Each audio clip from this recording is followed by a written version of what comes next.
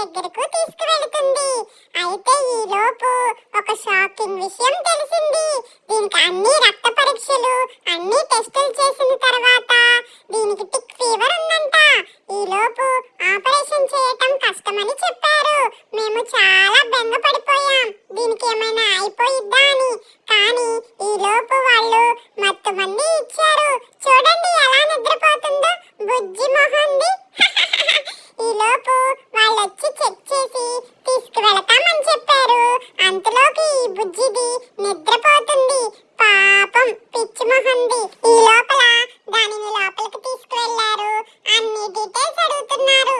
తినిందా లేదా, వాటర్ ఏమైనా పెట్టారా అని చాలా కేర్ఫుల్ గా చూసుకుంటున్నారు ఫ్రెండ్స్. సంఘమిత్ర వాళ్ళు బాగా మంచి పని చేస్తున్నారు. ఈ లోపు డాక్టర్ కూడా వచ్చేసారు. ఫైనల్లీ ఒక 1 వీక్ తర్వాత రవికీర్తి గారు మా బుజ్జి మొహాన్ని మా అమ్మ చేతిలో పెట్టేశారు. అన్ని ప్రికాషన్స్, జాగ్రత్త